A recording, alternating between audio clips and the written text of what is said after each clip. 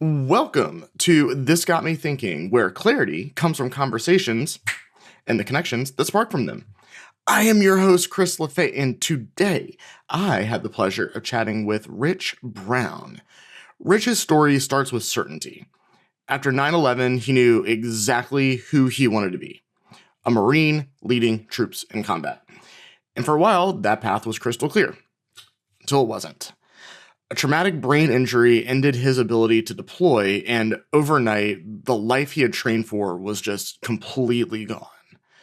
And what fascinated me about this conversation wasn't just the transition from military to business, it was how Rich rebuilt his sense of leadership when the structure, the hierarchy, the identity that he relied on disappeared, and how that shaped the way he now leads his team, businesses, and himself. I'll let Rich tell his story. I am curious about the Marines. I know it's been a while because you were in the Marines, early 2000s-ish, if I'm ballparking that right. What made you want to join the Marines at the beginning of the day? So, my freshman year in high school, I was reading Rich Dad, Poor Dad. Laying the groundwork for wanting to be an entrepreneur, recognizing that, you can either be a part of someone else's cash printing machine or you can own the machine, right? Getting all those kinds of ideas and thinking about what I wanted to do with my life when I grew up, right? And then I was a sophomore in high school on September 11th, and a bunch of assholes flew planes in the World Trade Center. And I went from, I'm going to be in real estate, I'm going to write software and all this stuff, to I'm going to be a United States Marine. And there was no turning back. Shoot. Okay. What? Obviously, people have a lot of different types of reactions, both internally and externally, to extraordinarily terrible events, right? So what made you, I get the depravity of the situation, don't get me wrong. What triggered in your mind to be like, I'm giving my entire life to now go into the Marines and fight these sons of guns? Well, it wasn't a personal touch, right? I didn't know anyone who was, I grew up in Oregon and Montana, right? I was far away from New York, as far as you can get, pretty much, right? So I didn't know anybody then who was involved in the World Trade Center or the Pentagon or any of that. It was just coming to a realization that even as a sophomore in high school, I knew that 10 years, 15 years from now, et cetera, I didn't ever want to have to sit down later in life and think that someone's out there fighting for me and my family and my rights when I had the opportunity to do it for myself. You talked a little bit about entrepreneurship in there as well, too. What, being a part of the military, obviously there are entrepreneurial, intrapreneurial things that you could do within there. If you had this idea of being entrepreneurial from the get-go, how did you view being a part of the Marines back then as a way to get you to where you wanted to be later down the road, to where you owned the machine, basically? Honestly, I didn't, right? Okay. At no point after I made that switch to, from I want to be an entrepreneur to I'm going to join the United States Marine Corps and then deploying overseas and doing all that, I was pretty sure I was going to be in for 20 years. I loved being a Marine. I never, if I could kill bad guys the rest of my life, dream come true. I get so much gratification and value in leading troops in combat and being in that kinetic environment and everything that goes along with being in infantry.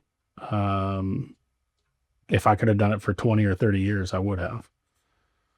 It only became apparent, or I only started having thoughts about entrepreneurship again when in 2008 I was diagnosed with brain damage, and they said, look, we'll let you finish out your contract, we'll let you continue to teach at the basic school, but we're not going to let you lead troops in combat again. You're never going back to the armed force, like the fleet, to deploy to Iraq and Afghanistan again. And that's when I said, okay. There were thoughts about what to do with my life before, I decided to serve, and started thinking again about entrepreneurship and so on. How long did it take you to get over that hurdle or that chasm of kind of having the rug pulled out from under you of this life that you've known and thought that you were going to dedicate 20 years of your life to after about what 5 to 7 years if I'm doing mental math correctly, it just being gone.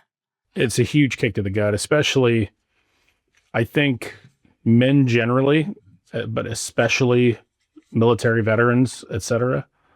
We tie so much of our self-worth to our competence and our ability to get the job done and protect and provide, right? And so to essentially be told, like, you're not strong enough anymore, you're not as competent as you need to be to keep doing this job. Yeah, it's if you have an ego, like it's gonna get a real hit to it, right? I'm curious when you started, and correct me if any of these assumptions are incorrect.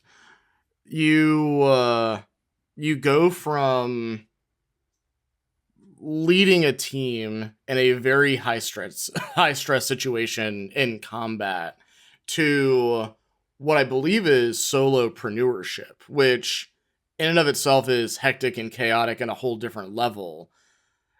How did that transition feel for you going from, being the point person of a team effectively and leading an entire crew to being in some of these business trenches solo? Well, it wasn't ever really solo, right? So even doing the bouncing work, like I was leading teams, right? I was leading teams of 4 to 8 bouncers, depending on the bar. And then, we start stacking clients on top of each other. And I think within 6 months, we probably had 30 employees. And most of them were active duty military, former military, law enforcement, EMTs, et cetera. So it was a community that got along real well together. I lead civilians the same way I led troops, in most aspects. I will say that there were a few places where I had to kind of make some mental transitions because things don't work the same, right? So when you're in the military and you're deploying to Iraq and Afghanistan and so on, you have an 8-month workup before your 8-month deployment. We'll just use those figures for now. That you start that 8-month workup with everyone who's in your battalion already decided, like, that's who we're going with, and now we're going to train together until we deploy, and then we're going to deploy together.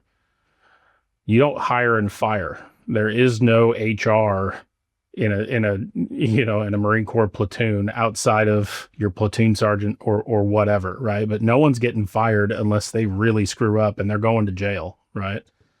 So when I started running my own business, I had to come to terms with, it was an adjustment period where I finally realized, because I started having some of my own personal weaknesses come through, where I would think to myself, kind of the toxic side of extreme ownership, right? Is I would think, well, if I have to fire them, that means I shouldn't have hired them in the first place. And that was my first mistake, right? Is I didn't recognize that it was a bad hire. Or it means that I'm not capable of leading them in the way that they need to be successful. Either way, I'm failing this person and failing my company, and it's my fault. It took me a while to realize that, like, no, sometimes people just can't be led, they can't be taught, and they need to be cut loose, or they're going to hurt your business, hurt your clients, hurt your coworkers, etc. That was hard to come to terms with. Another thing that I think was hard to come to terms with was, there's kind of this mindset within the military amongst most, I think, decent leaders, is that, if I take care of everyone under me, and that's my priority, is to take care of everyone under me, everything will be fine. Someone's going to take care of me, and we're all going to, this rising tide lifts everybody, right? So to speak. So I'm always focusing down on the people who rely on me. That's great for those guys who rely on you. But if no one's there, because now you're the CEO of the company and there's no one above you who's looking down on you to make sure you're doing okay, sometimes you have to learn to put on your own gas mask first, because you won't be able to help anybody else if you're running your car off the road at the end of the night because you can't stay awake any longer, et cetera, right?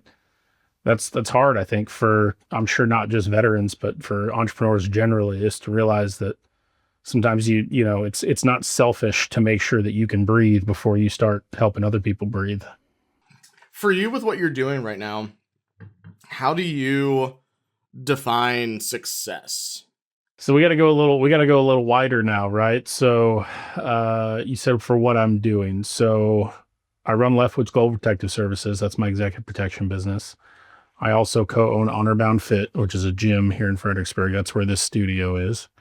And I'm starting a nonprofit, which is right now it's an event that we do once a year for veteran suicide prevention, but we're turning it into its own nonprofit.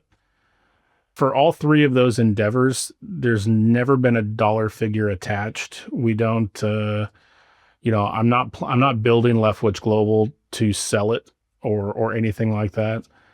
The same with the gym. We're not building it to sell. And so we're not really focused on figures other than making sure it ends meet and that kind of thing. For me, it's more about, first of all, I try to in every area of my life, whether it's personal or professional, I try to live my way in a life that where if I enter into a room, people who know me are happy to see me. When it comes to like business decisions, we know as a gym that we could make a lot more money a lot faster if we locked people into annual contracts. And we refuse to do it because I don't, regardless of how much money this costs me or if we never make a dime off of it, I would rather never make a dime off of it than run into somebody who to me is a stranger, but to them, I'm that guy who 6 months ago screwed me out of 3 months of a contract, and I was going through a hard time, and he wouldn't let me out of it because I signed an annual contract or some shit. If we're not providing Yep. value to you that you want, I don't want your money. Period. Right? And I try to take that mindset into all the businesses and everything we do. If we're not providing value and a value that you want, then don't give us your money. We haven't earned it. The question that I wanted to look at today is, where might you be chasing some version of success that no longer fits with who you are? And in all honesty, the question that I really wanted to unpack more of is, what happens when that thing that you're best at is just taken away from you without, you really getting a vote on the matter. But I don't have any experience in that. I have nothing to add to that conversation. And so I am curious if there's any of y'all that are listening that, you have a story like that you like to tell. I would love to chat with you about it and kind of hear about your mindset. But going back to things that I do have experiences to share, is, when is that last time you've looked at your success marker? And has that modified and changed over the years? That 2, 3, 5, 10-year goal that you set a while ago. We'll just use generic terms here. Does it still fit? What was that goal based in? Was it based in purely financial success? Was it based on purely familial success, personal time, whatever that looks like?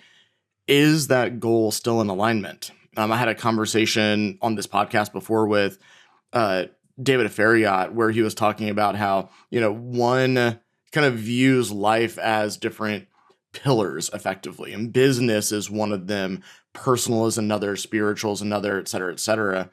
Everybody's pillars are different. And when business doesn't go as planned and that one changes, there's these other pillars that can then support you effectively. All of life is not crumbling down. And so thinking about long-term goals and even short-term goals, are you chasing something that does not give you joy or does not connect with your passion anymore, does not fall in alignment with, the person that you've become? And the thing I've realized is that it's okay to change that. like who you were 2, 3, 4, 5 years ago is not the same person that you are today. You're morphed by the people and the people that are around you, the experiences that you share, the wins and the losses that happen, right? You may have thought that you wanted to go and climb this mountain, and maybe you got halfway up it and you realized, I don't want to be at the top of this mountain anymore. Actually, that mountain over there looks a heck of a lot better. And you got to go through a valley to kind of get over to that other mountain, and that's okay. And so my challenge to you today is, especially in this new year, what successes are you chasing after? And does that still line up? That's what Rich got me thinking.